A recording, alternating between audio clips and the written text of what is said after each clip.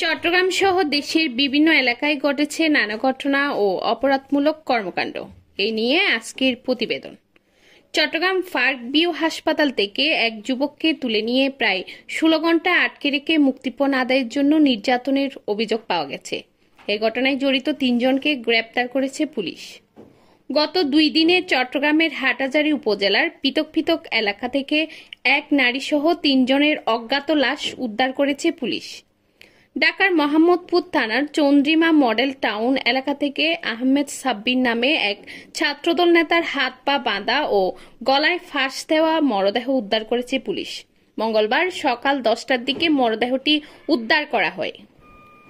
অতিরিক্ত দামে পেঁয়াজ বিক্রি ও ক্রয় বাউচার না থাকায় ফেনীতে 2 আড়ংদারকে 10,000 টাকা জরিমানা করেছে ভ্রাম্যমাণ আদালত। চট্টগ্রামের রাউজান থানার তালিকাভুক্ত শীর্ষ সন্ত্রাসী ও ওয়ারেন্টভুক্ত আসামি ইকবাল হোসেন চৌধুরী ওরফে মেজর ইকবালকে গ্রেপ্তার করেছে পুলিশ। মঙ্গলবার দুপুরে এ তথ্য নিশ্চিত করেছেন রাউজান থানার ওসি মনিরুল ইসলাম ভূঁইয়া। চন্দনাইশ উপজেলার ফুমরা ইউনিয়নের গুসরা বাজার এলাকায় 32,000 টাকার জাল নোট সহ এক ব্যক্তিকে ধরে পুলিশে সোপর্দ করেছে স্থানীয় জনতা।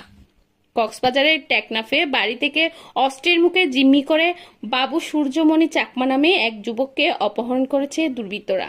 সোমবার দিবাগত রাত 3টার দিকে এই ঘটনা ঘটে।